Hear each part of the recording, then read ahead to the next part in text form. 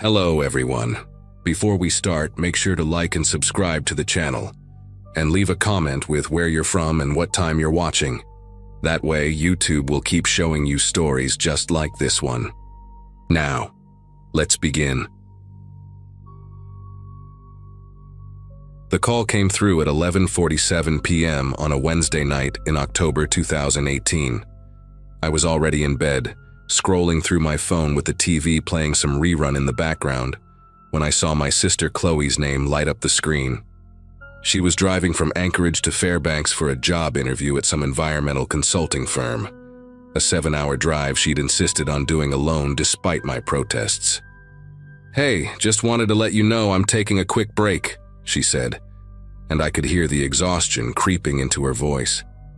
She'd been on the road for about 4 hours at that point, somewhere past Cantwell on the Parks Highway. The connection kept cutting in and out, but I could make out the sound of her car's hazard lights clicking in the background. She told me she'd found a pullout area with a decent view of Denali, even though it was too dark to actually see the mountain. I remember asking her if she felt safe stopping there alone, especially that late at night.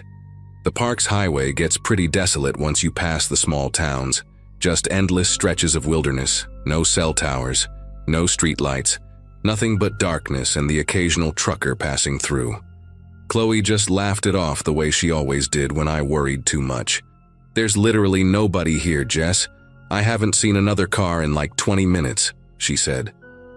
I could hear her car door open, the little ding-ding-ding warning sound it made when the keys were still in the ignition.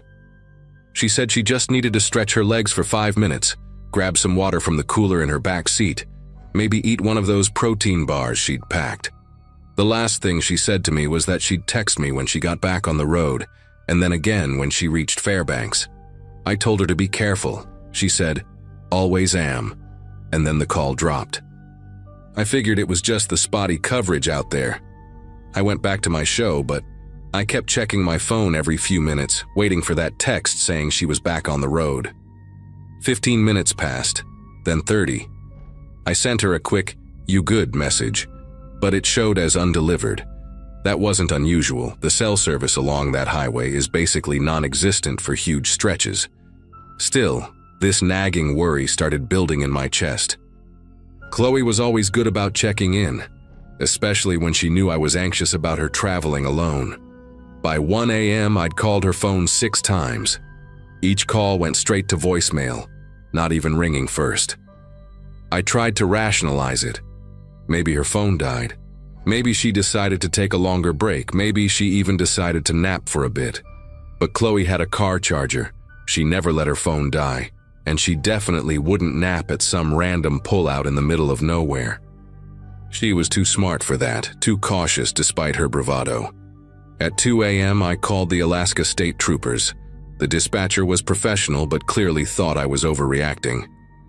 "Ma'am, it's only been a couple of hours since you last heard from her," she said in that practiced, patient tone they probably use for worried relatives all the time.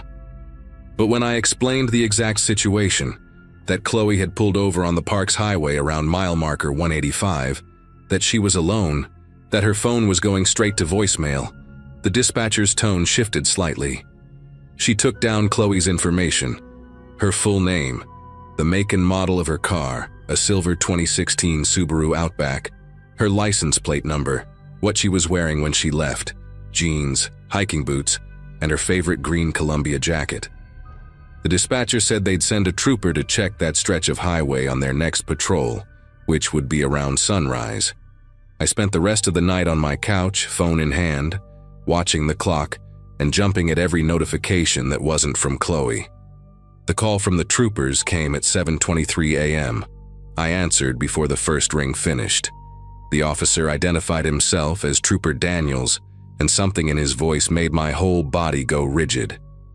He said they'd located Chloe's vehicle at a pullout area near mile marker 186, exactly where she'd described. The car was just sitting there, driver's door wide open, hazard lights still blinking weakly as the battery drained. Her purse was on the passenger seat with her wallet inside, untouched. Her phone was on the floor by the gas pedal, screen cracked like it had been dropped. The keys were still in the ignition, and when the trooper turned them, the engine started right up. She had over half a tank of gas. But here's what made no sense. The engine block was still warm when they found it at 7 a.m., as if the car had been running until very recently. That meant either Chloe had been there just minutes before the trooper arrived, or someone else had been running that engine through the night. Trooper Daniels kept asking me questions while his partner searched the area. Had Chloe been depressed? Was she having problems with anyone? Did she mention meeting someone? I wanted to scream at him that none of that mattered because Chloe would never just walk away from her car like that. She wouldn't leave her purse, she wouldn't leave her phone, and she definitely wouldn't leave the door hanging open with the keys in the ignition. The trooper said they were checking the immediate vicinity. There was forest on one side of the pullout and a steep slope down to a creek on the other. He promised they'd have a search team and dogs out there within the hour. I told him I was getting in my car right now, that I'd be there in 4 hours. He tried to discourage me, said I should wait by my phone in case Chloe called, but I was already grabbing my keys. Before we hung up, he asked me what Chloe had been wearing again. When I told him about the green Columbia jacket, there was a pause. "We found a jacket in the car," he said carefully. "Green Columbia. It was folded neatly on the back seat." The drive to that pullout was the longest 4 hours of my life. I called everyone. Our parents in Florida, Chloe's roommate back in Anchorage, her ex-boyfriend Nathan, who she'd remained friends with, even her boss at the outdoor gear store where she worked part-time. Nobody had heard from her since yesterday afternoon. Nathan mentioned something that made my chest tighten. Chloe had called him around 9 p.m., a couple hours before she called me, and she'd seemed weird. Not upset exactly, but distracted. She'd asked him a strange question. Did he remember that time they'd gone camping near Denali and heard those voices in the woods at night? When he said yeah, those were probably just other campers. She'd gone quiet and then changed the subject. He didn't think much of it at the time, but now it seemed significant. By the time I reached mile marker 186, there were 3 trooper vehicles, a search and rescue van, and 2 civilian pickup trucks that belonged to volunteer searchers from Cantwell. The pullout was exactly as Chloe had described, a wide gravel area carved into the side of the highway, big enough for maybe 4 or 5 cars. Her Subaru was still there, now surrounded by orange traffic cones. I parked and immediately ran to the car, but a trooper stopped me before I could touch anything. They were treating it as a potential crime scene. From where I stood, I could see inside, her traveling coffee mug in the cup holder, still half full of what looked like cold coffee. A bag of trail mix spilled across the back floor. Her sleeping bag rolled up in the back with her overnight bag. Everything looked so normal, like she'd just stepped away for a second. The search teams were spread out through the woods calling her name. The dogs had picked up her scent leading from the car toward the tree line, but it stopped abruptly about 30 feet in, just stopped, like she'd vanished into thin air. One of the dog handlers, an older guy named Bill, pulled me aside and said something that still haunts me. In 40 years of doing this, I've never seen a scent trail just end like that. Usually it goes up a tree, into water, or to a vehicle. But this, it's like she just ceased to exist at that spot. They searched for 3 days. Helicopters flew grid patterns over the wilderness. Divers checked the creek even though it was only 3 feet deep at its deepest point. Volunteers walked shoulder to shoulder through miles of forest. They brought in special equipment, thermal cameras, ground-penetrating radar, everything. The FBI even got involved because of the strange circumstances. On the second day, they found something that nobody could explain. About a quarter mile from the pullout, deeper in the woods than anyone thought Chloe could have gone on foot in the dark, they found her hiking boots. They were placed, not dropped, but deliberately placed, side by side on a fallen log, laces still tied. The socks were tucked neatly inside each boot. No footprints led to or from that spot, which made no sense because the ground was soft from recent rain. The forensics team took photos from every angle, measured everything, but couldn't explain how those boots got there without leaving a single track in the mud. Then things got stranger. The forensics team processing Chloe's car found something odd about her phone. Yes, it was cracked, but when they managed to power it on, they discovered that between 11:47 p.m., when she called me, and 2:47 a.m., the phone had taken 73 photographs. All of them were completely black. Not dark like night photos. Completely, uniformly black, even though the flash had fired for each one. The metadata showed they were taken at intervals ranging from 30 seconds to 12 minutes apart. The phone's GPS showed it hadn't moved from that pullout during those 3 hours. The last photo was taken at 2:47 a.m., and then nothing. The battery still had 31% charge when they found it. Her call log showed 17 missed calls from an unknown number between midnight and 2 a.m., all from a number that didn't exist when they tried to trace it. The phone company had no record of those calls in their system, but there they were on Chloe's phone, each one lasting exactly 7 seconds. On the 4th day, the search was called off. The official report lists Chloe as a missing person, case still open but not actively investigated. The troopers' theory was that she had some kind of mental break, wandered into the woods, and succumbed to the elements. They suggested maybe she'd been picked up by someone passing by, even though no vehicles were caught on the highway cameras during that time window. But none of that explains the boots, the photos, the impossible phone calls, or how her scent just stopped.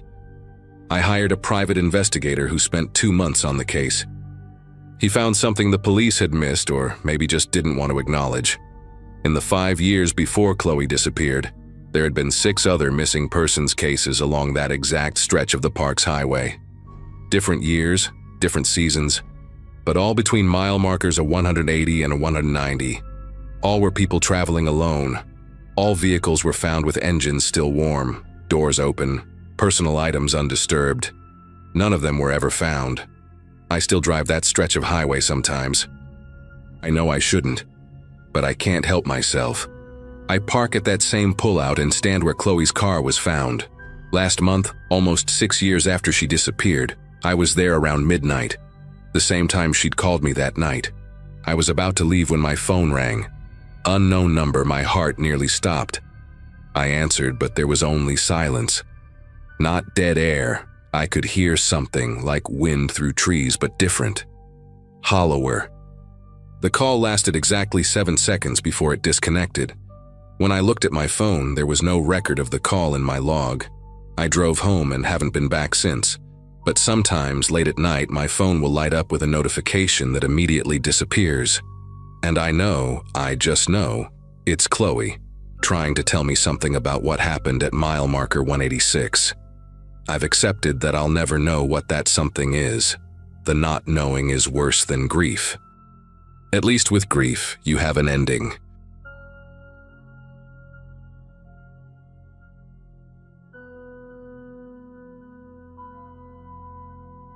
Most people in my town knew my brother Jason as the guy who could navigate any trail blindfolded. He'd been hiking since he was 12, had summited every major peak within a 300-mile radius, and kept a detailed journal of every single trek he'd ever taken. The morning of November 8, 2016, he texted our family group chat a photo of his hiking boots next to his beat-up Ford Ranger, with the message, "Crow pass today, solo run, should be back before dinner." That was the last time any of us heard from him. What happened over the next 48 hours still keeps me awake at night, not because of what we found, but because of what we didn't find, and the single detail that made absolutely no sense to any of the search and rescue teams who combed that mountain. I was sitting in my apartment in Anchorage, grading papers for my 8th grade science class, when Mom called around 9 that evening. Jason hadn't come home, hadn't answered his phone, and Dad had already driven out to the trailhead to check if his truck was still there. It was. The doors were locked, his emergency supplies still in the back, and fresh tire tracks in the gravel showed he'd arrived that morning just like he said he would. Dad said the temperature was dropping fast, already below 20 degrees, and Jason had only packed for a day hike. By the time I made it to my parents' house, Mom had already called the Rangers, and we were organizing everyone we knew who could help search. The first responders told us to wait until morning, that Jason knew those trails better than anyone and had probably just decided to camp out, but something in my gut told me this was different. At first light, about 30 of us gathered at the trailhead parking area. The search and rescue coordinator, a weathered woman named Diane who'd been doing this for 20 years, split us into groups of 4 and assigned us sections of the trail. My group got the first 3 miles, the easiest part, which made sense since I wasn't exactly an expert hiker like Jason. The snow from the previous night had left about 2 inches of fresh powder on the ground, and that's when we found the first thing that made everyone stop talking. Jason's boot prints were clear as day, those distinctive Salomon treads he always wore, heading up the trail at a steady pace. We could see where he'd stopped to adjust his pack, where he'd stepped aside to let someone pass, where he'd paused to probably take a photo at the scenic overlook. Following his tracks was like reading his morning in perfect detail, each step preserved in the snow like he'd left them just minutes ago. The weird part started around mile marker 2. Jason's tracks suddenly became erratic, like he'd started jogging, then sprinting, his stride length nearly doubling. But here's what made no sense. There were no other tracks around his, nothing chasing him, no animal prints, no signs of another person, just Jason's boots hitting the ground harder and faster, veering off the main trail into the tree line. We followed them through the pines, branches still showing where he'd pushed through, until we reached a small clearing about 50 yards from the trail. And that's where everything just stopped. His footprints led right to the center of this clearing, maybe 20 feet across, and then nothing. The snow beyond was completely untouched, like he'd just ceased to exist mid-stride. No backtracking, no signs of him climbing a tree, no disturbance in the snow canopy above. Diane stood there for a full minute, walking the perimeter of that clearing, checking and rechecking what we were all seeing. The search team spent the entire day combing every inch of that mountain. Dogs were brought in, and they tracked Jason's scent to that exact same clearing before going crazy, whining and circling like they'd hit an invisible wall. A helicopter with thermal imaging flew grid patterns until dark, picking up deer, a couple of black bears denning up for winter, but no heat signature that could be Jason. The state police arrived around noon and immediately started treating it like a crime scene. Even though there was no evidence of foul play, they took photos of every footprint, measured the stride length, analyzed the pattern of his movement. One detective kept asking if Jason had any enemies, if he owed anyone money, if he'd been acting strange lately. But Jason was the most straightforward guy you'd ever meet. Worked as a physical therapist, coached Little League on weekends, had been planning his wedding to his girlfriend Amy for next spring. The only unusual thing anyone could remember was Jason mentioning he'd seen some old survey markers on his last hike up Crow Pass, the kind they used in the 60s for geological studies, but that hardly seemed relevant. By the second day, the story had made the local news, and volunteers were showing up from Anchorage, Girdwood, even some from Fairbanks. The military sent a specialized Arctic rescue unit, and someone brought ground-penetrating radar to check if he'd fallen into a hidden crevasse or snow cave. They found nothing. The clearing became command central, with investigators studying every inch of ground. That's when one of the forensics guys noticed something that made everyone reconsider what we were dealing with. The snow in Jason's final footprints had an unusual quality to it. It was compressed differently than his other tracks, denser, like it had been subjected to enormous pressure. They took samples back to the lab and found microscopic glass spheres in the snow, the kind that only forms under extreme heat. But there were no burn marks, no signed vegetation, no evidence of any heat source at all. Just those tiny beads of glass mixed into the snow where Jason's tracks ended. On day 3, Amy showed up at the search site with something that changed everything. She'd gone through Jason's home office, desperate for any clue, and found a folder he'd hidden behind his filing cabinet. Inside were printed emails and documents about something called Project Greenlight, dated from the 1960s. The papers described atmospheric testing conducted on Crow Pass, some kind of military research into electromagnetic pulses and their effects on weather patterns. Jason had apparently been researching this for months, cross-referencing old military records with geological surveys. There were photos he'd taken of those survey markers, notes about unusual magnetic readings on his compass, and a map where he'd marked several locations with red X's. The clearing where his tracks ended was circled 3 times in black ink, with a note in Jason's handwriting. Source point, November 1967 incident. 2 researchers missing, never found. Amy said Jason had become obsessed with these findings recently, but didn't want to worry anyone. Thought people would think he was being paranoid. The military response to those documents was immediate and unsettling. Within 2 hours of Amy showing them to the state police, the entire trail was closed to civilians. People in hazmat suits arrived and set up a perimeter around the clearing. They brought in equipment I'd never seen before. Large panels that looked like satellite dishes, machines that hummed with a low frequency you could feel in your chest.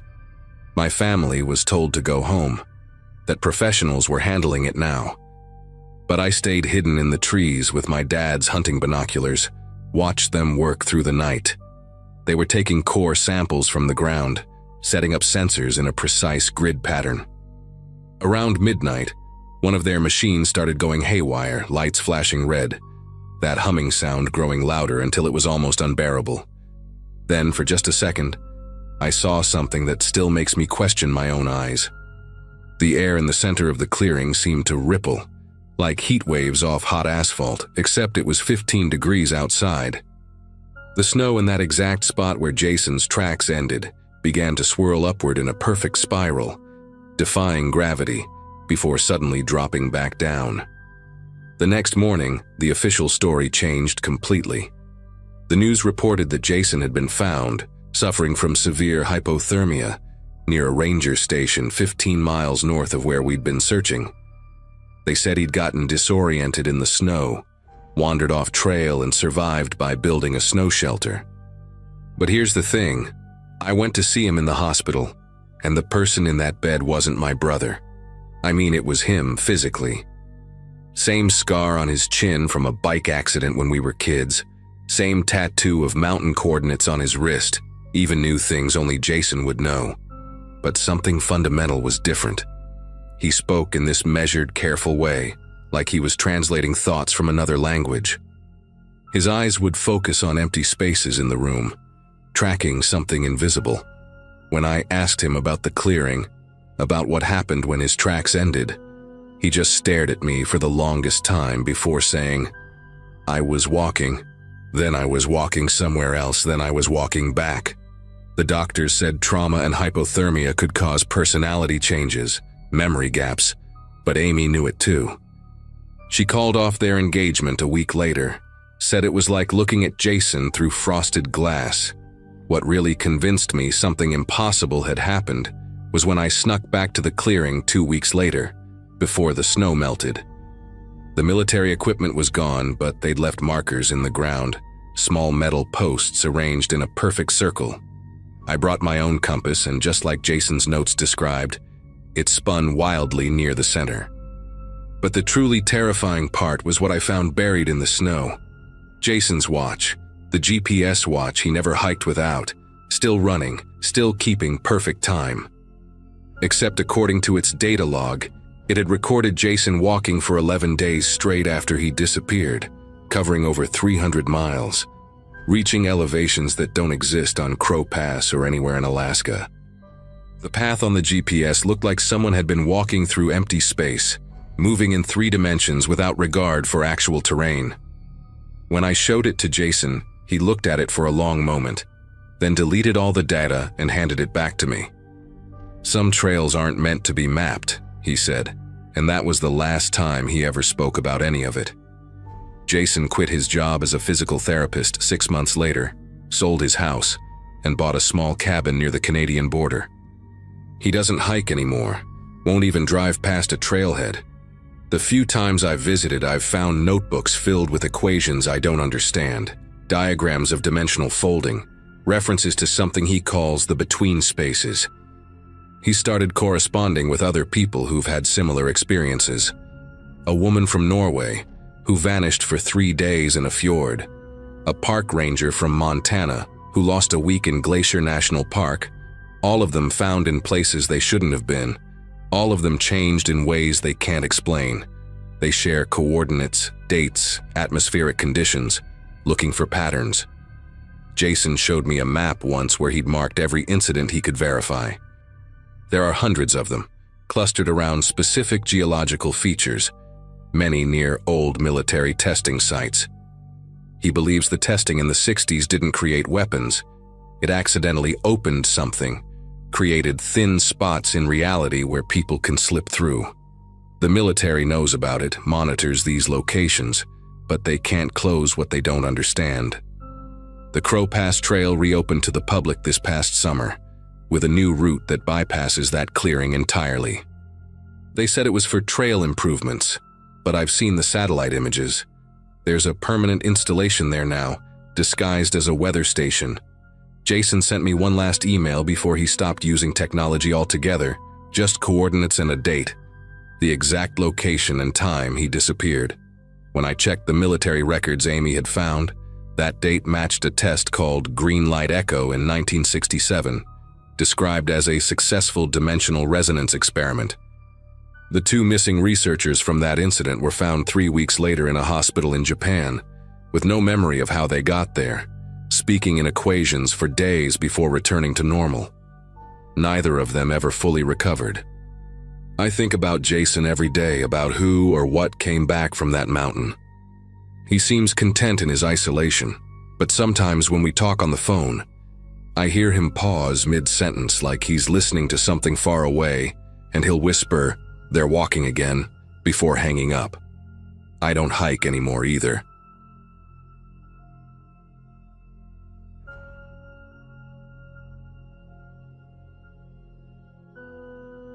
I was 17 that summer, just another kid from Juneau trying to make the most of those endless daylight hours we get in July. My dad ran a small hardware store downtown, and I spent most weekdays helping him stock shelves and mix paint for tourists who'd decided their vacation rental needed a touch-up. Life was predictable, quiet even, until that Saturday when everything went sideways. My buddy Connor had just gotten his license, and his older brother's beat-up Chevy Silverado became our ticket to freedom. We'd been talking about checking out the old Perseverance mine entrance for weeks, ever since Connor's uncle mentioned it at a barbecue. The mine had been shut down since the 1920s, and locals always warned kids to stay away. Unstable ground, they said, old dynamite residue, toxic gases. But when you're 17 and invincible, those warnings just make it more appealing.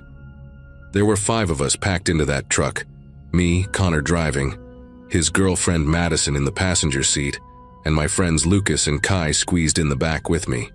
The road out there was rough, all gravel and potholes, winding through thick spruce forest for about 40 minutes before we reached the trailhead. Connor parked the truck in a small clearing where the old mining road used to continue, now just overgrown with Devil's Club and alder bushes. We grabbed our flashlights. Connor had these powerful LED ones he'd stolen from his dad's construction site, and started hiking up the trail. The entrance wasn't hard to find. It was this gaping black mouth in the mountainside, maybe 8 feet high and just as wide, with rusted metal tracks still visible leading inside. Someone had spray-painted "Keep Out" across a wooden barrier that had long since rotted and fallen to the side. The temperature dropped at least 15 degrees as soon as we stepped inside, and our breath came out in little white puffs that danced in the flashlight beams. The tunnel walls were slick with moisture, and every 20 feet or so, thick wooden support beams crossed overhead, most of them black with rot and sagging in the middle. Connor kept making jokes about cave-ins to scare Madison, who punched his arm every time, but I could tell even he was getting nervous the deeper we went. About 200 feet in, the main tunnel branched into 3 different passages. Lucas wanted to split up, said we could cover more ground that way, but Kai shut that down immediately. Smart kid. We took the middle tunnel, which sloped downward at a gentle angle, and that's when we started seeing things that didn't belong. First, it was just some empty beer cans, probably from other kids who'd been brave or stupid enough to come down here. But then Madison's flashlight caught something metallic against the wall, and when we got closer, we realized it was a wristwatch, expensive looking, still ticking somehow despite the moisture. Connor picked it up and wiped the face clean with his shirt. It was a Tag Heuer, easily worth a couple grand. That should have been our first real warning sign, but we were too caught up in the adventure to think straight. Another 50 feet down the tunnel, Kai spotted something bundled up in an alcove to our left. It was a North Face jacket, bright red, barely dirty at all. Couldn't have been there more than a few weeks. Madison unzipped the pockets and found a wallet inside. Washington State driver's license for some guy named Bradley Thorne, 32 years old, credit card still there, $80 in cash. Lucas found another jacket nearby, this one black Columbia rain gear, and stuffed underneath it was a purple backpack with university textbooks inside. The name written in the front cover was Jennifer Huang, and there was a student ID from UW dated just 3 months ago. We stood there in the dancing flashlight beams, passing these items between us, and the joking stopped completely. These weren't artifacts from decades past. People had been here recently, and they'd left in such a hurry they didn't even grab their wallets. Madison wanted to leave right then, and honestly, I was with her. But Connor insisted we should go just a little further. Maybe find out what happened to these people. Kai suggested we take photos of the IDs and report it to the police later, which seemed reasonable enough. We continued down the tunnel, our footsteps echoing weirdly in the darkness, and the air grew thicker, mustier. About 100 feet further, the tunnel opened into a larger chamber, maybe 30 feet across, with multiple passages branching off in different directions. Our flashlights swept across the space, revealing more abandoned items scattered around. Sleeping bags still rolled out, a camping stove with a half-cooked can of beans congealed on top, more backpacks, even a pair of hiking boots placed neatly side by side, as if someone had just taken them off for the night. Lucas counted at least 7 different sets of belongings, all from different people based on the variety of styles and sizes. The worst part was this notebook we found near one of the sleeping bags. Madison picked it up and started reading out loud, but her voice got quieter with each word. The handwriting was shaky, desperate. Day 3. They come at night. Can hear them in the walls. Bradley thinks we should try to run, but Jennifer says they're watching the entrance. The scratching is getting louder. The entry cut off mid-sentence, and the next few pages had been torn out. Connor grabbed the notebook from Madison and flipped through it. More entries, different handwriting, like multiple people had been using it. One page just had the same word written over and over. Inside, inside, inside, inside. Another had what looked like a crude map of the tunnel system with X marks at various points, and arrows pointing deeper into the mountain. At the bottom, someone had written in block letters, "They live in the deep shafts. Don't let them know you're here." My chest felt tight reading that, and I realized we'd all unconsciously moved closer together, our flashlight beams sweeping nervously across the dark tunnel mouths surrounding us. That's when we heard it, a sound that definitely wasn't made by any of us. It came from one of the deeper tunnels, this rhythmic scraping noise, like metal being dragged across rock. Then it stopped. We all held our breath, listening, and after maybe 10 seconds, we heard it again, but from a different tunnel. Closer. Connor whispered that we needed to get out immediately, and nobody argued. We started backing toward the tunnel we'd come from, trying to move quietly but quickly. The scraping sound came again, and this time it was followed by something else, a wet shuffling noise like someone walking through mud with bare feet. Madison grabbed Connor's arm so hard he dropped his flashlight, and it rolled across the floor, the beam spinning crazily before stopping with the light pointing directly down one of the dark passages. For just a second, I swear I saw something move back there, pulling back into the shadows. Not an animal, the movement was too deliberate, too calculated. It knew we were watching. We ran. There's no other way to describe it. We just turned and bolted back up the tunnel, our flashlights bouncing wildly, creating insane shadows on the walls. Behind us, that scraping sound multiplied, like whatever was making it had friends, and they were all moving now, Lucas tripped over something and went down hard, skinning his palms on the rough ground, but Kai and I hauled him up without even stopping. The branch in the tunnel where we'd made our first choice appeared ahead, and we veered left, sprinting toward that distant circle of daylight. Madison was crying, Connor was cursing under his breath, and I could hear my own ragged breathing echoing off the walls. The entrance seemed so far away, but we pushed harder, our legs burning, lungs screaming for air. When we finally burst out into the afternoon sunlight, we didn't stop running until we reached the truck, all of us piling against it, gasping and shaking. Connor fumbled for his keys, hands trembling so bad he dropped them twice before managing to get them out of his pocket. But something was wrong. The truck was listing to one side, and when we walked around to look, all 4 tires had been slashed, not just punctured, but absolutely shredded, with long gashes that went all the way through the rubber. The vinyl seats visible through the windows had been torn apart too, stuffing scattered everywhere like someone had gone at them with a knife in a rage. Connor tried his keys anyway, desperate, but they didn't even fit in the ignition anymore. Someone had jammed something into the lock and broken it off inside. The hood was popped open, and when Lucas checked, half the engine components were missing or destroyed. Hoses cut, battery cables severed. This wasn't random vandalism. Someone had methodically made sure we couldn't leave. Madison started hyperventilating, and Kai was trying to get signal on his phone, walking in circles with it held high above his head. But we all knew there was no coverage out here.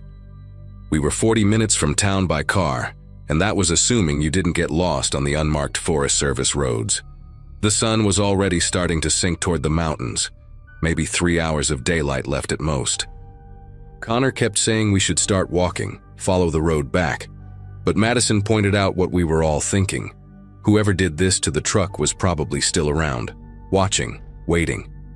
They knew we'd gone into the mine, knew we'd found those things, and they wanted to make sure we couldn't tell anyone. Lucas suggested we go back to the mine entrance, maybe find another way through the mountain, but that idea died the moment he said it out loud. We weren't going back in there. Not after what we'd heard. So we stood there by the ruined truck, 5 teenagers in the middle of nowhere, trying to figure out our next move while the forest around us grew darker and the shadows longer. That's when Kai noticed something carved into a tree near where Connor had parked. Fresh cuts in the bark, still weeping sap. It was a date, 08/03/2023. That was only 2 weeks ago. Below it was carved, B. Thorne was here. Bradley Thorne, the name from the Washington driver's license we'd found in the mine. We decided to stick together and start walking back toward town, staying on the main road. Connor grabbed a tire iron from the truck bed. Lucas found a broken piece of rebar on the ground, and the rest of us picked up whatever rocks we could carry. Pathetic weapons, but they made us feel slightly less helpless. We'd been walking for maybe 20 minutes when we heard an engine in the distance, not coming from the direction of town, but from deeper in the forest, from one of the old logging roads that crisscrossed the area. We ducked into the trees and waited, hearts pounding, as an ancient Ford Bronco rumbled past, going slow, windows too dark to see inside. It stopped about 50 yards past where we were hiding, and the driver killed the engine. We held our breath, pressed against the wet moss and ferns, mosquitoes buzzing around our faces but nobody daring to swat them away. After what felt like hours but was probably only 5 minutes, the Bronco started up again and continued down the road toward the mine. That's when Connor made the call. We were going to cut through the forest, avoid the road entirely, and try to hit the main highway about 5 miles cross-country. It took us 6 hours of bushwhacking through Devil's Club and climbing over fallen logs to finally reach Route 7, and by then it was past midnight, our clothes torn, bodies covered in scratches and bug bites. A state trooper picked us up after about 10 minutes of walking along the highway. Connor's dad had called it in when we didn't come home. We told the trooper everything, showed him the photos Kai had taken of the IDs, explained about the truck. He radiated skepticism until he called it in and found out that Bradley Thorne and Jennifer Huang were both reported missing, along with 5 other people, all last seen in the Juneau area over the past 2 months. The next day, a whole team of cops and search and rescue went out to the mine. They found our truck just like we'd left it, found all the belongings in the mine, but no bodies, no sign of what had been making those sounds. The investigation went on for weeks, made the news all the way down in Seattle, but they never found those missing people. The mine entrance was sealed with concrete a month later, officially due to public safety concerns. Connor's family moved to Anchorage that winter. Madison and I broke up when she went to college in Oregon, and none of us really talk about it anymore. But sometimes I drive past the trailhead. They put up a gate now, heavy-duty steel with federal warning signs, and I wonder if those things, whatever they were, are still down there in the deep shafts, waiting, or if they found another way out.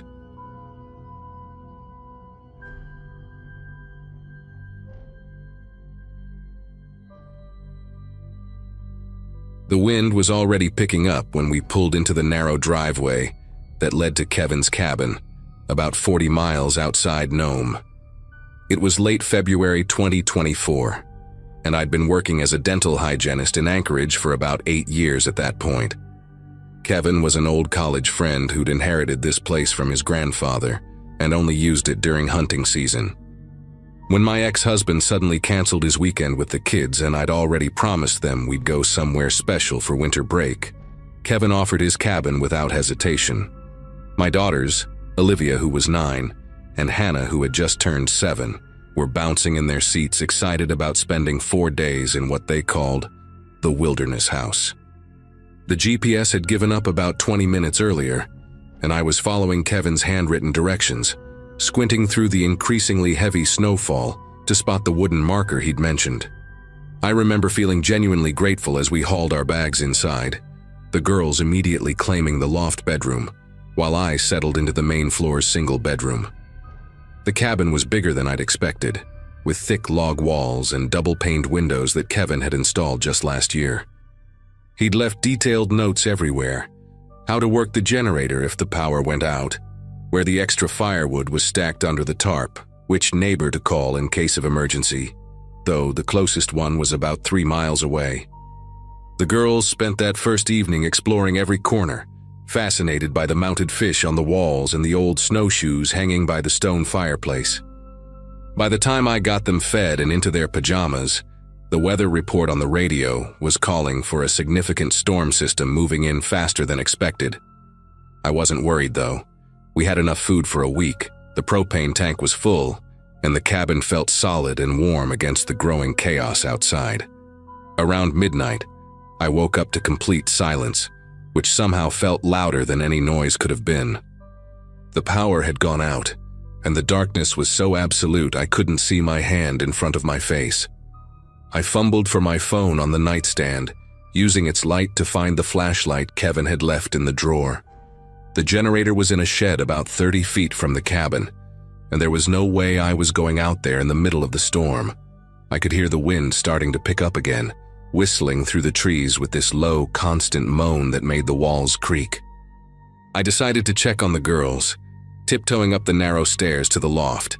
They were both sound asleep, Hannah curled up against her sister, their breathing steady and peaceful. I pulled their blanket up higher and was about to head back down when I heard it. 3 heavy, deliberate thuds against the back door, the one that faced the tree line. At first, I tried to rationalize it. Maybe a branch had fallen against the door, or some piece of loose equipment was being thrown around by the wind. But then it came again. 3 more impacts, evenly spaced, with enough force that I could hear something rattle in the kitchen below. There was a rhythm to it, a purposefulness that made every muscle in my body tense up. I stood there at the top of the stairs, gripping the flashlight so hard my knuckles ached, waiting for it to happen again.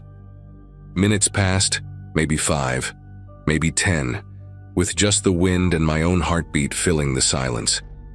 Then, just as I was starting to convince myself I'd imagined the pattern, the knocking returned. But this time it was different. Instead of 3 knocks, there was a series of impacts, faster and more aggressive, like someone or something was trying to break through. The door was solid oak with a deadbolt and a chain lock that Kevin had insisted I use, but I could hear it straining against its frame with each blow. I crept down the stairs, each step seeming to scream under my weight despite my attempts to move silently. The kitchen was at the back of the cabin, and the door in question led out to a small covered porch that Kevin used for storing fishing gear in the summer. Through the small window next to the door, all I could see was swirling white and darkness beyond. The knocking had stopped again, replaced by an odd scratching sound, like fingernails. No, more like claws, dragging across the wood. I thought about calling 911, but my phone had no signal. Hadn't had one since we'd arrived. The satellite phone Kevin mentioned in his notes was in the shed with the generator. I stood there in the kitchen, the beam of my flashlight dancing across the walls as I tried to steady myself, when I noticed something that made my breath catch. The doorknob was turning, slowly, testing, first one way, then the other, with deliberate patience. I grabbed the biggest knife from the wooden block on the counter and backed away until I hit the far wall of the living room, keeping the flashlight trained on that door. The knob stopped moving, and for a moment everything went quiet except for the storm. Then came a sound I'll never forget. A long, drawn-out scraping along the entire height of the door, from top to bottom, like something was measuring it, testing its dimensions. Whatever was out there began pushing against the door, not knocking anymore but applying steady pressure. I could see the deadbolt holding, but the wood around it was starting to splinter. The frame itself was creaking, and tiny chips of paint were falling from where the door met the jamb. That's when Olivia called out from upstairs, her voice groggy and confused, asking what that noise was. I had to make a choice, stay and watch whatever was trying to get in or go to my children. I raced up the stairs, taking them two at a time, and found both girls sitting up in bed, Hannah now crying softly while Olivia had her arm around her. I told them there was just some debris hitting the cabin in the storm, that everything was fine, but we were going to play a game where we all stayed very quiet in the bathroom. It was the only room in the cabin without windows, just a small ventilation fan in the ceiling. I grabbed all the blankets and pillows I could carry, brought them into the bathroom, and made a nest in the bathtub for the girls. The pounding downstairs had resumed, now accompanied by what sounded like multiple points of impact, as if more than one thing was trying to force entry. I could hear wood splintering, larger pieces now, and something that sounded like the kitchen chairs being knocked over. I locked the bathroom door, pushed the heavy oak cabinet against it, and sat on the floor with my back pressed against the cabinet, the knife still clutched in my right hand. The girls were asking questions. Why were we in the bathroom? What was that sound? When could we go back to bed? And I had to keep making up stories while listening to the destruction happening below us. The noises went on for what must have been an hour, maybe more. Sometimes it would stop completely for 10 or 15 minutes, and just when I'd start to hope it was over, it would begin again with renewed violence. At some point I heard glass breaking. The kitchen window, I thought. And then heavy footsteps, or what sounded like footsteps but with a strange dragging quality, as if something was being pulled across the floor. The ceiling beneath us creaked with the weight of whatever was moving through the cabin. I could track its movement through the living room, into my bedroom, then back to the kitchen. It was searching for something, or someone. The girls had finally fallen asleep in the tub, exhausted from fear they didn't fully understand, and I sat there in the dark, the flashlight off to preserve battery, listening to our cabin being systematically ransacked. Then came the worst part. The footsteps were on the stairs. Each step was deliberate, heavy, and accompanied by that dragging sound, like something wet and heavy was being pulled up with each movement. The stairs in Kevin's cabin were old and loud. I knew exactly which step it was on by the specific creaks and groans. 4th step, 5th step, 6th. There were 12 steps total. I pressed harder against the cabinet, my legs braced against the opposite wall, ready to fight if whatever it was managed to get through. The hallway outside the bathroom went silent after the 12th step. I could feel it out there, waiting, listening maybe. Then I heard breathing, deep ragged breathing that seemed to come from a much larger chest than any person should have. It was right outside the door. The doorknob rattled once, twice, then nothing. The breathing continued for several minutes, so close I swear I could feel the door warming up from its presence on the other side. A new sound started, sniffing, like a dog but deeper, more guttural. It was smelling around the door frame, particularly near the bottom where the gap was slightly wider. I held my breath, terrified that it could somehow smell our fear, smell us hiding just feet away. Hannah stirred in the tub, making a small whimpering sound in her sleep, and instantly the sniffing stopped. There was a low rumble, not quite a growl, but something similar, something that made the door vibrate slightly. Then, without warning, something slammed into the door with tremendous force. The cabinet jumped, sliding an inch despite my weight against it. Another impact, and another. The wood was starting to crack. I could see splinters forming in the door panel through the gap above the cabinet. Whatever was out there wasn't just strong. It was determined. Between impacts, I could hear it making these sounds. Not quite human, not quite animal, but something caught horribly between the two. It was trying to speak, or at least that's what it sounded like. These garbled, wet attempts at words that never quite formed into anything recognizable. Just when I thought the door would give way completely, everything stopped. The breathing, the impacts, even the wind outside seemed to pause. I stayed pressed against that cabinet for another 2 hours, maybe 3, until the first pale light of dawn started filtering through the ventilation fan above us. Only when I could clearly see the girls' faces in the natural light did I dare to slowly, carefully, slide the cabinet away from the door. I didn't open it right away. I pressed my ear against it, listening for any sign of movement outside. Nothing. Finally, with the knife raised and ready, I unlocked the door and pushed it open just a crack. The hallway was destroyed. Long gouges in the walls at about chest height, the carpet torn into strips, and a smell like rotting meat mixed with wet dog that made me gag.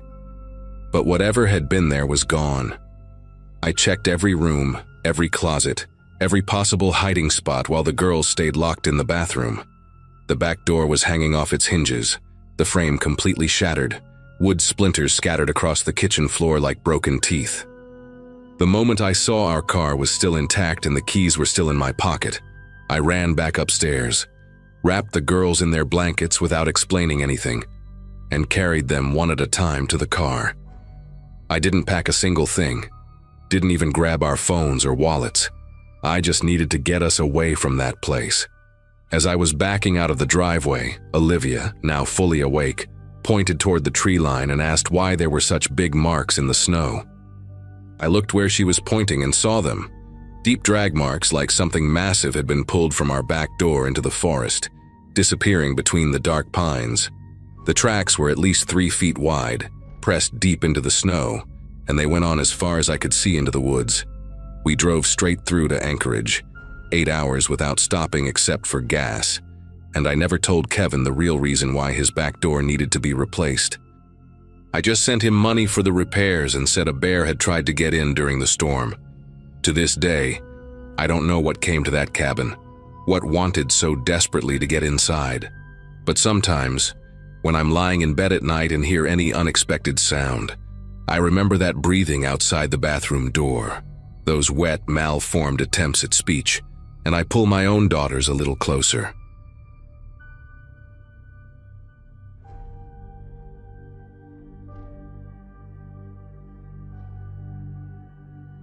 Everyone always tells you to trust your gut when something doesn't feel right, but nobody really prepares you for that moment when your instincts might be the only thing standing between you and something terrible. I was 24, fresh out of nursing school, and had just landed my first real job at a hospital in Anchorage. It was late March 2014, and I'd been driving that same stretch of the Seward Highway twice a week to visit my boyfriend who lived down in Kenai. The drive usually took about 3 hours, and I'd gotten comfortable enough with it that I'd started making the trip at night after my shifts ended, figuring the roads would be emptier and I could make better time. That particular Friday, I'd pulled a double shift and didn't get out until almost 11 p.m., but I was determined to make it down for the weekend like I'd promised. The Seward Highway at night is something else entirely.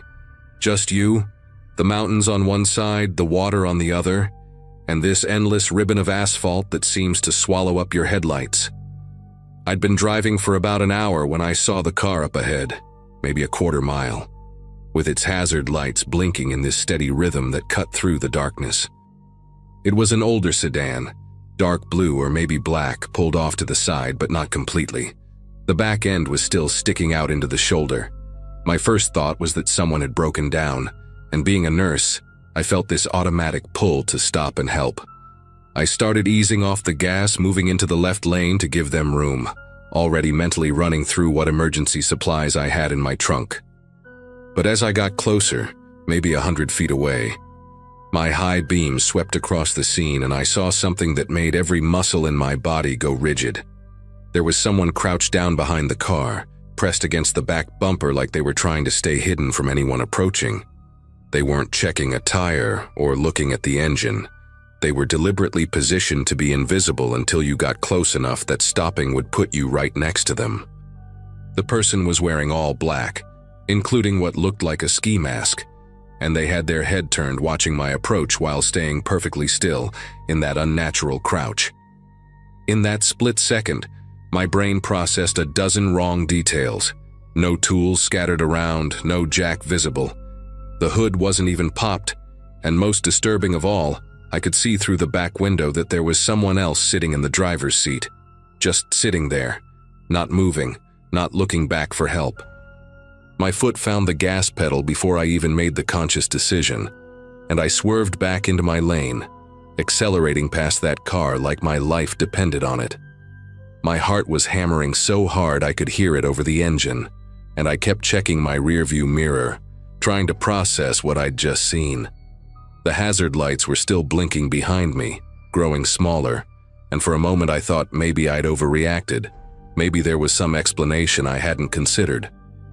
Then I saw headlights flip on behind me, not from the car that had been stopped, but from somewhere further back where the road curved, like another vehicle had been waiting in the darkness with its lights off.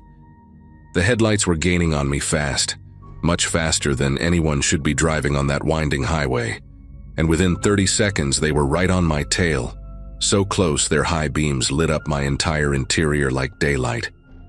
I was already doing 70 in a 55 zone, my little Toyota Corolla shaking from the speed, but they stayed glued to my bumper, close enough that I couldn't even see their hood in my mirror. I tried everything I could think of, tapping my brakes to signal them to back off, speeding up to 80 even though the curves made me feel like I might flip, even putting on my hazards thinking maybe they'd realize I was in distress. Nothing worked. They matched every move, and when I slowed down for a particularly sharp turn near Beluga Point, they actually bumped me. Not hard enough to send me off the road, but a deliberate tap that sent my car lurching forward and made me bite down so hard on my tongue I tasted blood. That's when I knew this wasn't road rage or some drunk driver. They were trying to force me to stop. My phone was in my purse on the passenger floor where it had fallen, and reaching for it would mean taking my eyes off the road while going nearly 90 miles per hour. The highway was completely empty except for us, no other headlights in either direction, and the pull-offs I was flying past were just patches of darkness that looked more like traps than escape routes. Then they hit me again, harder this time, and my car fishtailed toward the guardrail that was the only thing between me and a drop straight into Turnagain Arm. I managed to correct it, gripping the wheel so tight my knuckles ached, and that's when I remembered something from a self-defense class I'd taken in college. If someone's following you, drive to a police station or somewhere public. Never go home. Never stop in isolation. But the nearest town was still 40 miles away, and I didn't know if I had 40 miles worth of luck left.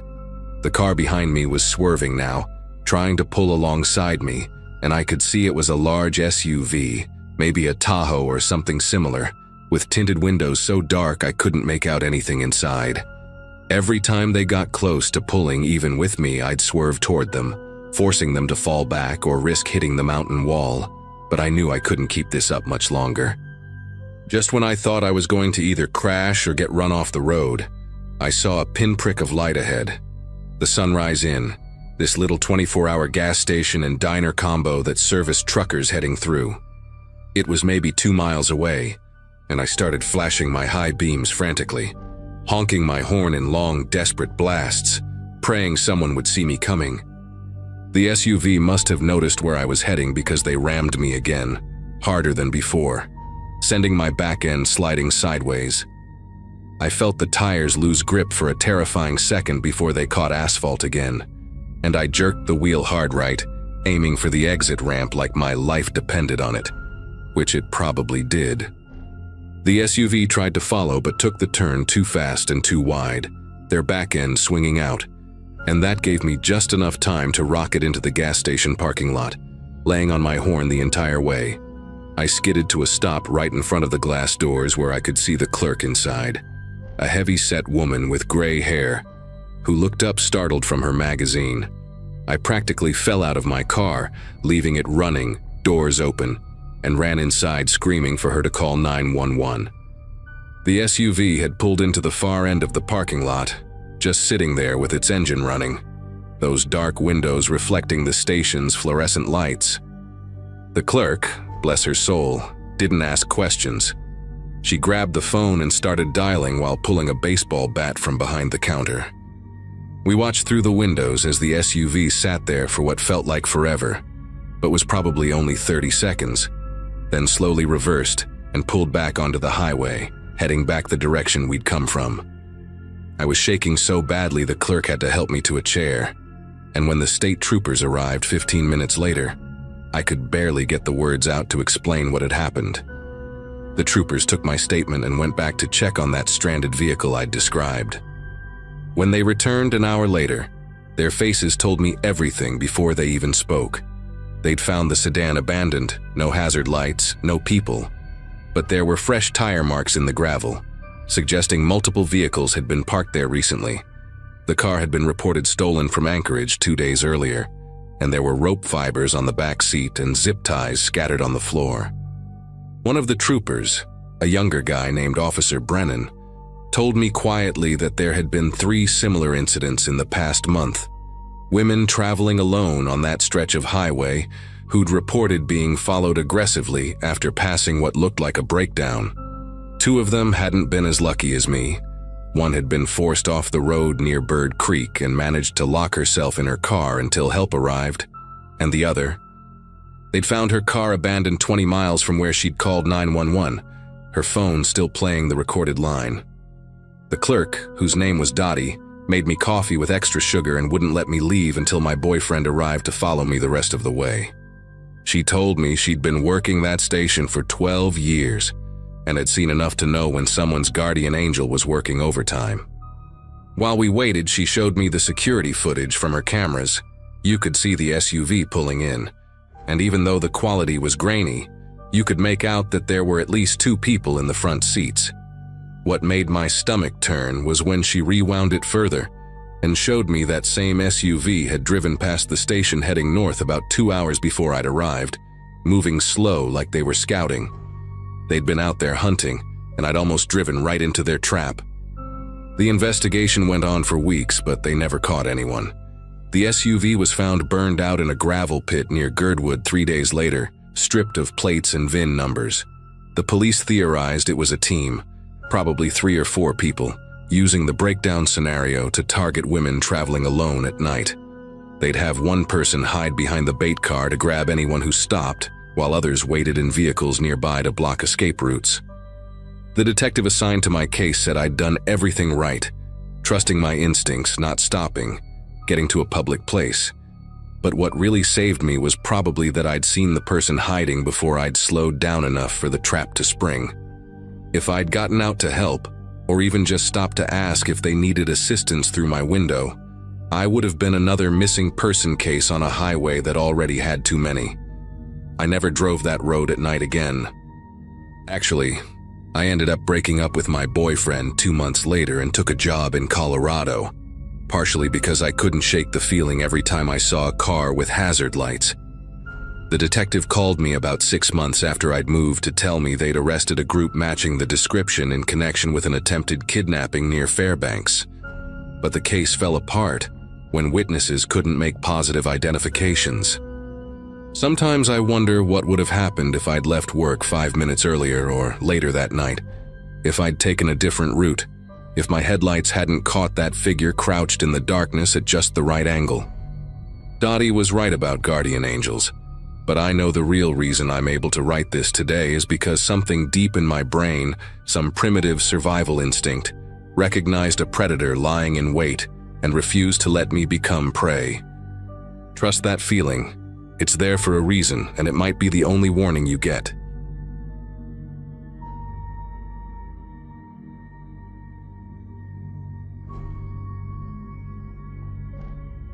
"40 miles south of Adigan Pass, my Peterbilt went sideways on black ice and buried itself in a snowbank deeper than I am tall.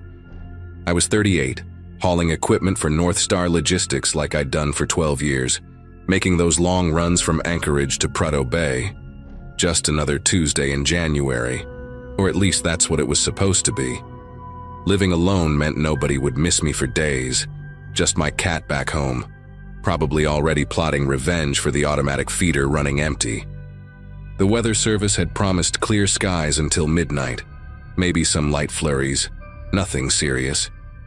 But around 4 p.m., the horizon turned into this thick gray curtain moving toward me fast, like someone was pulling a blanket over the whole world. Within minutes, the temperature gauge on my dash dropped 15 degrees, and these fat snowflakes started hitting my windshield faster than the wipers could clear them. The wind hit like a freight train, slamming into the side of my trailer so hard I had to fight the wheel just to stay in my lane.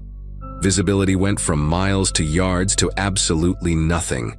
Just this swirling chaos of white that made it impossible to tell where the road ended and the tundra began. I dropped down through the gears, crawling along at maybe 10 miles per hour, searching for any landmark that would tell me where I was. The mile markers had vanished.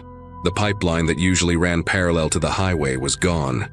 Even the reflective posts along the shoulder had disappeared into the storm.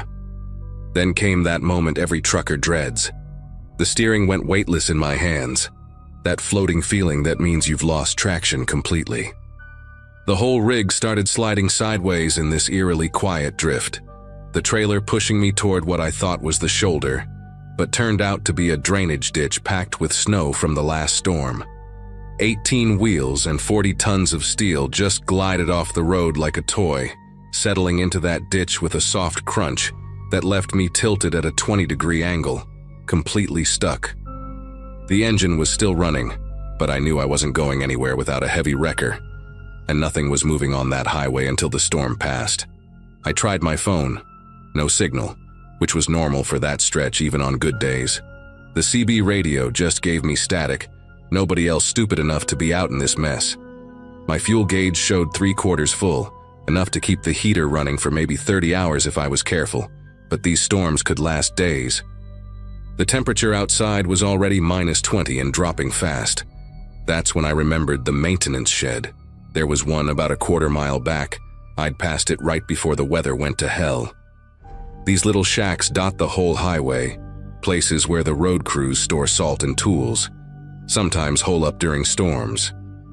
It meant leaving the truck, which goes against everything they teach you, but staying put meant burning through my fuel and possibly freezing to death if the storm outlasted my diesel.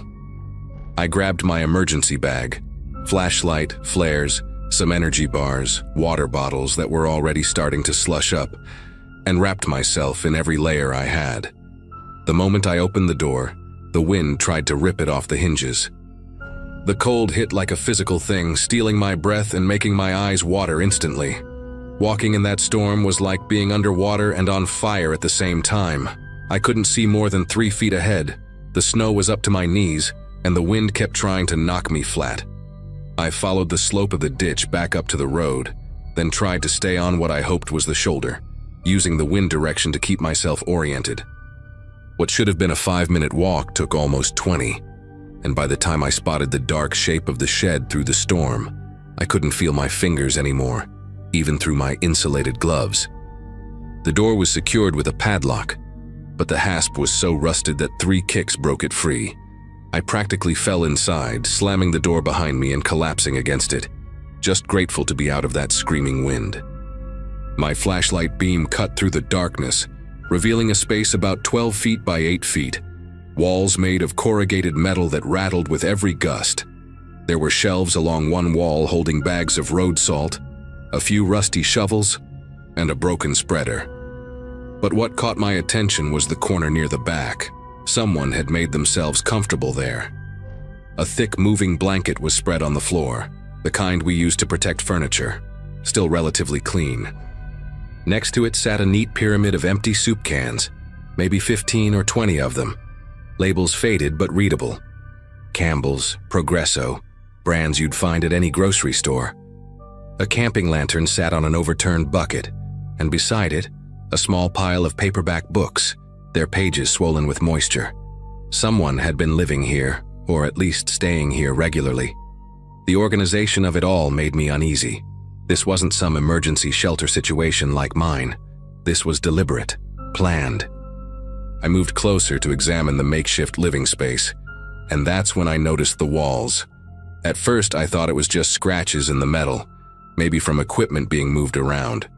But when I aimed my flashlight directly at them, I could see they were deliberate marks carved into the corrugated ridges. Numbers, mostly. Dates going back about 2 months, starting in early December. Next to each date were tally marks, sometimes just 1 or 2, sometimes up to 7 or 8. But it was what was carved between the dates that made me step back. Crude drawings of vehicles, trucks, cars, what looked like an SUV, each one with an X scratched through it. Below the vehicles were numbers, 1, 2, 1, 3, 2. At the bottom of all this, carved deeper than the rest, were 3 words that didn't make sense. They don't stop. My first thought was that whoever stayed here was tracking the traffic, maybe counting days until rescue. But why cross out the vehicles? And what did those other numbers mean?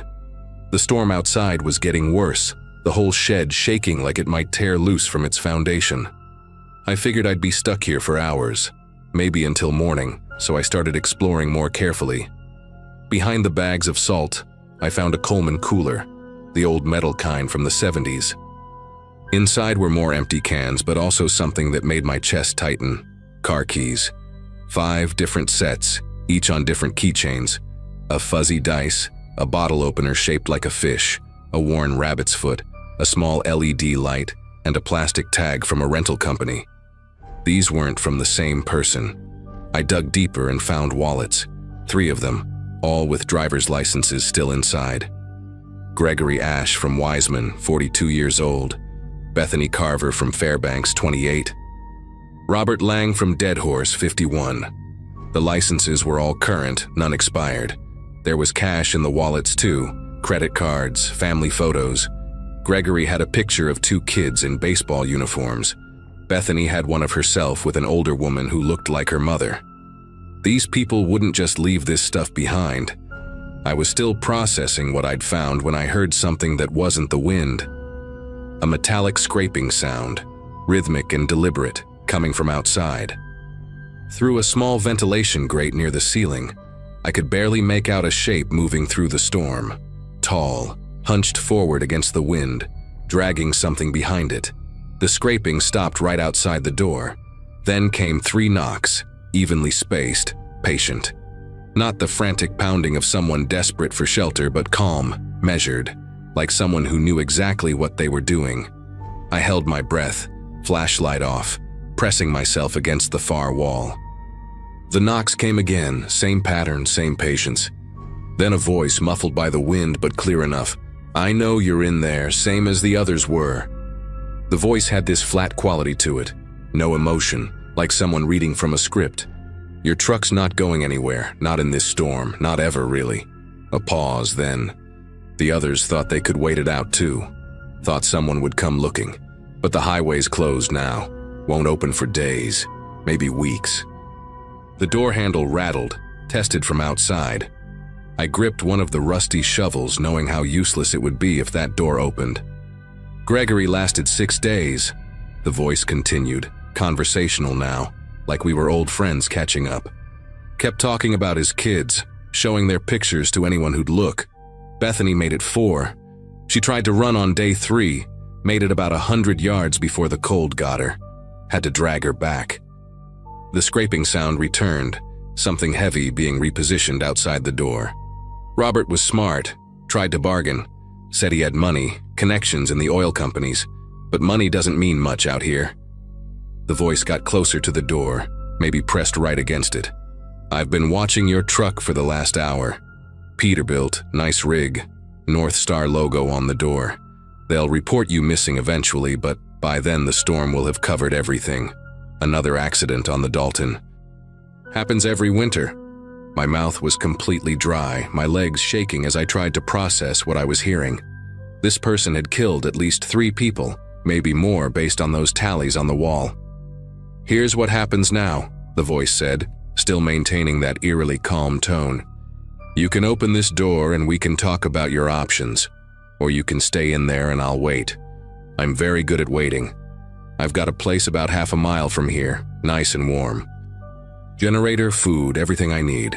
You've got what, maybe a few energy bars? That shed gets down to -40 at night. The salt bags don't make very good insulation. The handle rattled again, harder this time. Oh, and don't bother with the ventilation grate. Already sealed it from outside while you were looking through those wallets. Carbon monoxide from that lantern will build up pretty quick in a space that small. I looked up at the grate and could see something dark pressed against it from outside. Cloth or plastic, I couldn't tell. The camping lantern on the bucket wasn't lit, but if I needed heat, if I tried to use it. 20 minutes, the voice said. That's how long I'll give you to think about it. Then I'm going to start making this uncomfortable. The scraping sound moved away from the door, followed by footsteps that quickly disappeared into the howling wind. My mind was racing through options, all of them bad. The wallets in my hands belonged to people who'd faced this same choice and were now presumably dead. But something about the whole setup bothered me. If this guy was such a successful predator, why leave evidence in the shed? Why let me find the wallets and keys? Then I remembered the carvings.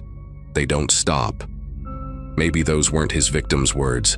Maybe they were his frustration. The numbers under each vehicle suddenly made sense. Passengers. He'd tried to get vehicles to stop, but they kept driving. The storm was his opportunity, forcing people off the road. I dug through my emergency bag with shaking fingers, found the flares. 4 of them. Not much, but maybe enough. I also had my knife, a folding buck my father gave me 20 years ago.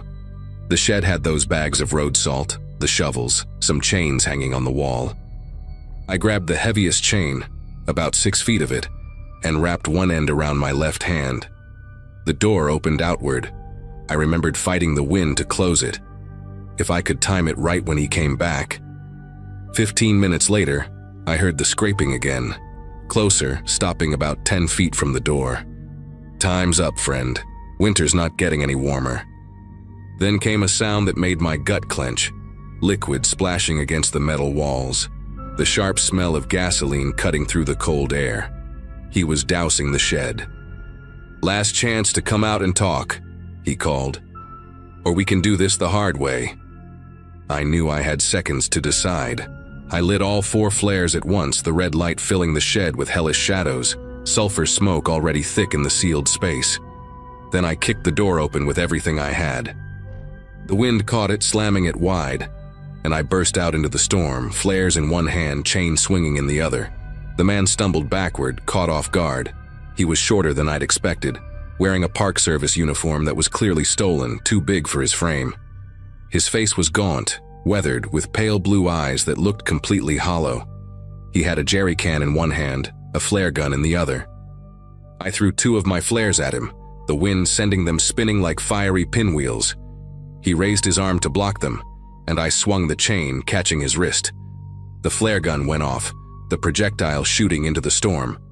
We both went down in the snow, rolling and fighting for control.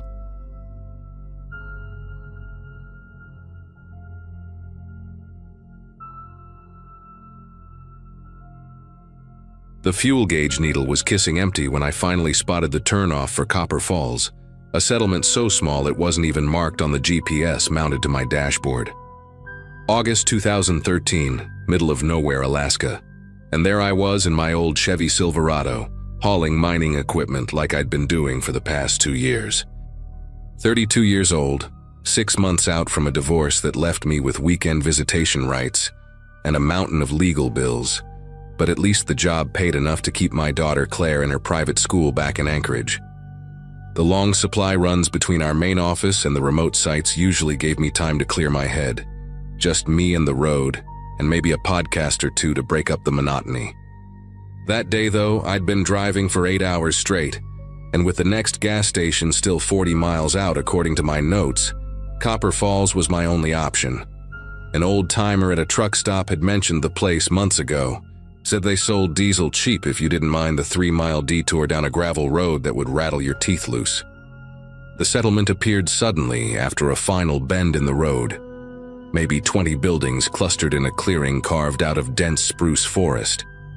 A general store with 2 ancient pumps out front, a handful of weathered houses with metal roofs, a small white church with a crooked steeple, and a one-room schoolhouse that looked like it hadn't seen fresh paint since the Reagan administration. The kind of place where everybody's grandfather had known everybody else's grandfather, where the biggest news was probably who caught the largest salmon last season. But the moment I rolled into what passed for Main Street, something made me ease off the gas pedal. It was 2 p.m. on a Monday, bright sunshine, perfect weather, yet the place had this weight to it, like the air was thicker somehow. Every house I passed had its front door hanging open, not wide open like they'd been abandoned in a hurry, but half open, the way you'd leave it if you were just stepping out to grab something from your truck and coming right back. Through those dark doorways, I could glimpse the ordinary details of interrupted lives, a TV still glowing in one living room, laundry hanging motionless on a back porch, a dog's water bowl sitting on a front step with the water still fresh and clear. I pulled up to the gas pumps, the crunch of gravel under my tires impossibly loud in all that quiet. No other vehicles anywhere, not even an old pickup or four-wheeler parked beside the houses. The credit card reader on the pump was wrapped in plastic with a sun-faded "See Attendant" sign taped to it, so I walked toward the store's entrance, my work boots echoing on the wooden steps. The door was propped open with a chunk of firewood, and inside I could hear the electric hum of refrigerators still running. "Hello?" I called out, my voice sounding strange and flat, like the building was swallowing the sound. The lights were on, the cash register drawer hanging open with bills still in it, 20s, 10s, 5s, all neatly arranged in their slots. A half-eaten sandwich sat on a paper plate next to the register, one bite missing from the corner, the exposed bread still soft. Not dried out, not stale. Fresh, like someone had set it down minutes ago. The silence in that store was different from regular quiet. It had weight to it, presence, like when you're in a room and you know someone's standing right behind you even though you haven't turned around yet. I grabbed a 20 from my wallet and left it on the counter, then walked back outside to pump my own gas. The numbers on the old analog display clicked up slowly, each one unnaturally loud, and I kept scanning the empty street, the dark windows of the houses, waiting to see someone, anyone, step out and ask what I was doing. Nobody came. When I walked around the side of the store to find the diesel pump, I noticed the generator shed, door wide open, motor still running smooth and steady. Beyond that, a house with its kitchen window facing the store, and through the glass I could see a table set for dinner. 4 plates, silverware laid out neat, food still on them.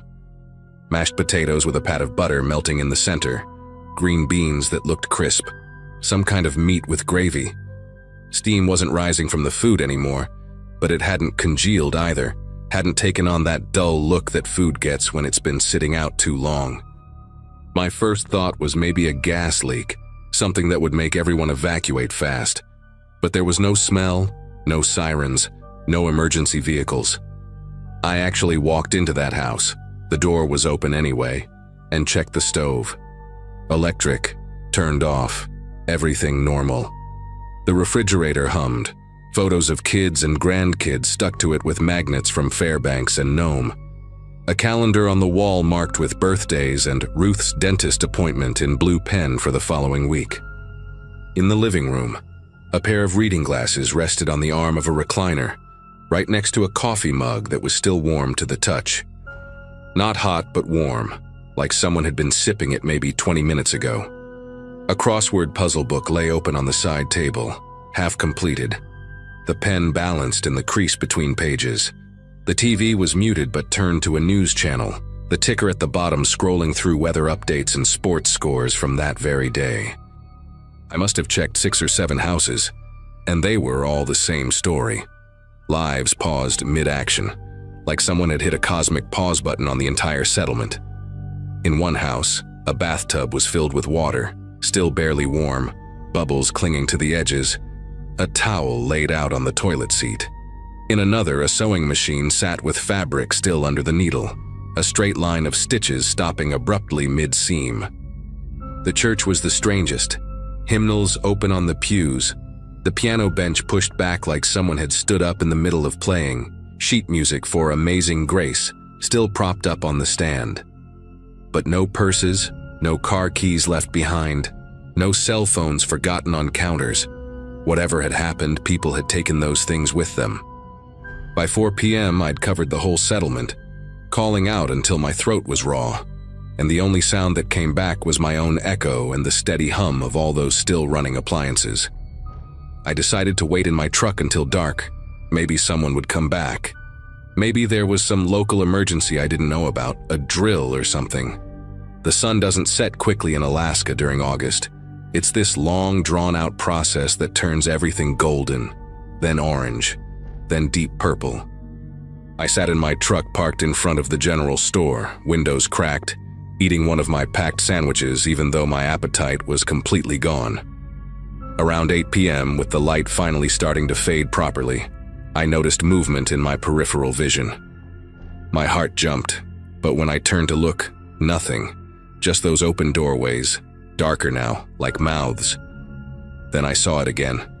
A curtain in one of the houses, shifting. Not like wind was moving it, but like someone had brushed past it on the other side. I got out of my truck, walked halfway to that house, calling out, "I'm not here to cause trouble, just needed gas. If someone's there, please just let me know you're okay."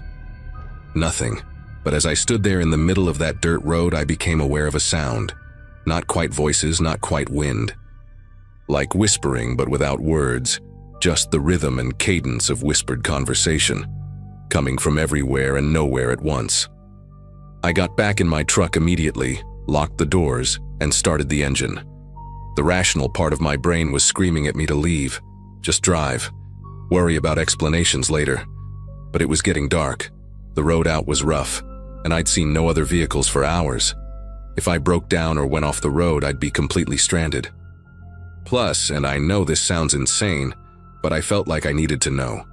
My whole life I'd been the person who reads the last page of a book first, who looks up movie spoilers before watching. I couldn't just drive away from this mystery. So I stayed, engine running, heater on low, watching those dark doorways as the last of the sunlight disappeared. That's when the whispering got louder. Still no words I could make out, but definitely louder, more insistent, like multiple conversations happening just outside the range of understanding. I turned on my high beams, sweeping them across the street, and for just a second, I swear, I saw shapes. Not people exactly, but suggestions of people, like the space where people should be was somehow visible, outlined in the way dust motes moved through the air. My phone had no signal. Hadn't since I'd turned off the main highway, but I tried calling 911 anyway. Nothing. The radio in my truck just gave me static on every station, even the emergency broadcast frequency. Around 10 p.m., the whispering changed. It became more organized, more like a conversation where different voices were taking turns, rising and falling in what almost sounded like questions and answers. I could feel it as much as hear it, vibrating through the metal of my truck, making my teeth ache. I grabbed my flashlight, one of those heavy mag lights that doubles as a weapon if needed, and stepped out again. The moment my feet hit the ground, the whispering stopped. Complete silence, even more absolute than before. I walked to the nearest house, pushed the door fully open with the flashlight, and stepped inside. The TV was still on, still muted, but now showing static. The crossword puzzle I'd seen earlier had been moved, still on the table but closed, the pen placed neatly on top. That's when I heard footsteps above me, on the second floor. Slow, deliberate, like someone trying not to make noise but failing. The ceiling creaked with each step, following a path from what must have been a bedroom toward the stairs. I stood at the bottom of those stairs, flashlight beam pointing up into the darkness, and called out one more time, "I know someone's up there. I'm not here to hurt anyone. I just want to understand what's happening." The footsteps stopped directly at the top of the stairs. I could feel someone there, the weight of their presence, the held breath, the anticipation. But my flashlight beam showed nothing but an empty hallway, a runner carpet with a faded rose pattern, family photos on the walls. Then, and I'll remember this until the day I die, I heard my daughter's voice. Clear as day, coming from that empty hallway. "Mommy, why did you leave us?" But Claire was hundreds of miles away in Anchorage, safe with her father, and she'd never called me Mommy. It had always been Mom, or when she was really little, Mama. I ran, not walked, not backed away carefully. I ran like my life depended on it, crashed through that front door, stumbled to my truck, and peeled out of there so fast my tires threw gravel against the storefronts. In my rearview mirror, illuminated by my taillights, I saw them. People, dozens of them, standing in the middle of the street where seconds before there had been nothing. They weren't moving, weren't waving, just standing there watching me leave. Men, women, children, all perfectly still, all perfectly normal looking except for the fact that they hadn't been there 10 seconds ago. I drove those 3 miles of gravel road faster than was safe, my truck fishtailing around corners, branches scraping against the sides. When I finally hit the main highway, I didn't stop until I reached the next town, nearly 50 miles away. I pulled into a 24-hour diner, my legs shaking so bad I could barely walk, and asked the waitress if she'd heard anything about Copper Falls, any emergency, any evacuation. She looked at me like I'd asked her about Atlantis. "Honey," she said, refilling my coffee cup for the 3rd time, "there's no place called Copper Falls around here. I've lived in this area 40 years. I drove back the next morning. I know that sounds crazy, but I had to. I found the spot where I'd turned off, or where I thought I had. But there was no road. No worn path, no wooden sign, nothing. Just unbroken forest, trees that looked like they'd been growing undisturbed for decades. I spent 3 hours walking through those woods with GPS, looking for any trace of that settlement. I found nothing. Not a foundation, not a power line, not even a clearing where buildings might have stood. When I got back to Anchorage, I checked every map, every record I could find. No Copper Falls, no record of it ever existing. The old-timer who'd first told me about it? The other truckers at that stop said he'd died 5 years before I claimed to have met him. But I know what I saw. I know what I heard. And sometimes, late at night when I'm driving those long, empty stretches, I hear that whispering again, just at the edge of my hearing. And I push the accelerator a little harder and don't look in my mirrors until I see city lights again.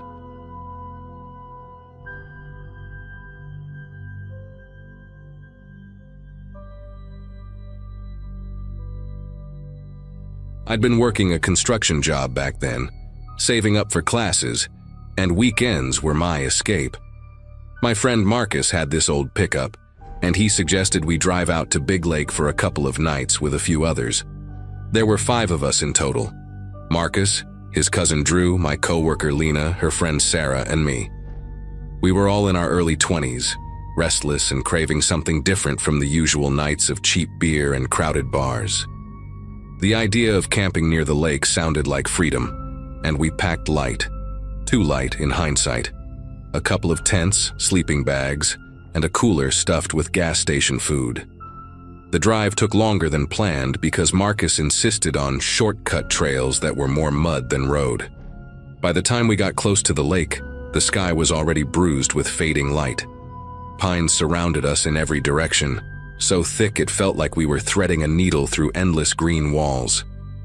When we finally stopped, the ground was uneven and damp, but Marcus grinned like he'd just discovered gold.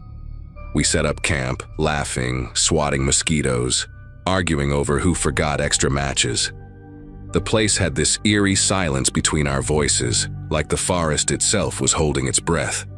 On the second afternoon, while searching for dry wood, Drew spotted a path that looked barely walked, Curiosity got the better of us, and we followed it. The trail twisted deeper into the woods until we stumbled across a weathered hunting cabin, half swallowed by moss and shadow. The windows were cracked, the door hung crooked on its hinges, and the roof sagged as if it had given up years ago. Lena muttered that it looked like a set from a horror film, but Marcus was already pushing the door open. The hinges groaned loud enough to wake the dead. Inside, the air was thick, sour, and colder than outside.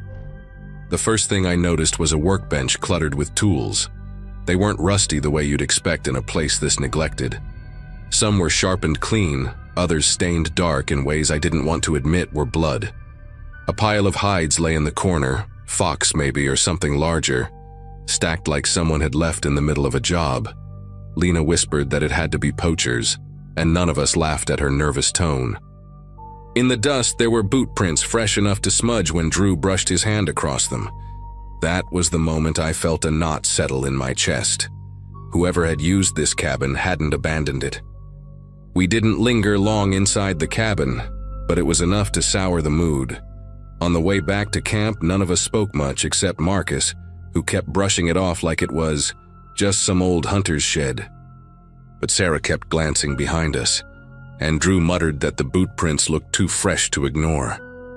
By the time we reached our tents, the sun was bleeding into the horizon, the kind of light that makes everything sharp and unreal. I tried to shake the unease by focusing on building a bigger fire, but the silence between the trees felt heavier than before, like something waiting. When night came, the fire turned into our anchor. We sat close, the flames popping, shadows crawling across our faces. Marcus cracked open a cheap beer and tried to lighten the mood with jokes, but nobody laughed much. Lena leaned forward suddenly and asked if anyone else had noticed how quiet the woods had become. No crickets, no distant calls, nothing. Just the snap of our fire and our own breathing.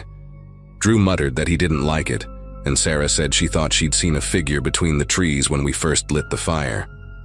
She said it quickly, like if she said it slow it'd sound worse. At first we dismissed it, nerves, imagination, the kind of paranoia that grows in the dark. But then, as if on cue, I caught movement near the edge of the firelight. It wasn't clear, just a suggestion of someone standing too still, too tall, half swallowed by the forest. My chest tightened as I tried to focus, and Marcus stood up, yelling into the trees, asking who the hell was out there. No answer came, but the shape didn't move away. It just lingered, like it knew we could see the outline. Sarah gripped my sleeve hard enough to leave marks. Marcus grabbed a flashlight from his truck and swung the beam toward the tree line. For a second, the light cut through branches and revealed nothing but bark and shadow. But when he swept back, I swear I caught a glimpse of a boot, half hidden behind a trunk. The same tread pattern we'd seen in the cabin. My throat went dry. Drew cursed under his breath and said we should pack up right then, leave everything behind if we had to. The fire suddenly felt too small, the forest too large, and I couldn't shake the feeling that whoever had been using that cabin was watching us decide what to do. Marcus insisted we weren't leaving in the middle of the night, saying it was too risky to drive those muddy roads in the dark. That decision split the group. Sarah and Drew wanted to go immediately, while Lena and I were torn, glancing between the shrinking fire and the trees beyond. The figure had vanished, but that didn't make it better. Every rustle felt intentional, like someone circling us slowly, testing our nerves. I remember clutching a half-burnt log, not as a weapon that would do much, but just to keep my hands occupied. Hours dragged, and nobody slept. We kept the fire alive with anything we could find. Branches, even damp bark that smoked and stung our eyes. At one point, the sound of footsteps crunched leaves just beyond the light. Not animal, not random. Human. Marcus aimed the flashlight again, and this time we caught a clear reflection from something metallic. It disappeared the moment the light hit it, like whoever held it jerked away. That was enough. Drew shouted that we had to leave, and no one argued anymore. We piled into the truck, tossing tents and coolers half-zipped, not caring what we left behind. The drive out was chaos, branches scraping the sides, mud spraying, Marcus swearing as the headlights flickered with every bump. At one point, Sarah screamed that she saw someone running alongside the tree line, keeping pace with us. I didn't look. I couldn't. The moment we hit the gravel road, Marcus gunned it, and we didn't stop until we were back in town, parked under a streetlight like it was the safest place in the world. The next day, we argued about what to do. Report it? Go back for our stuff? In the end, no one wanted to explain why we'd been snooping around a cabin that probably belonged to someone dangerous. Marcus eventually retrieved the truck again, but he didn't find the tents or cooler, only the charred remains of our fire, stomped out, and a set of boot prints circling where we'd been sitting. We never camped together again after that. Even now, years later, whenever I see a fire glowing in the distance, I can't shake the image of someone watching from the dark, waiting for the right moment to step closer.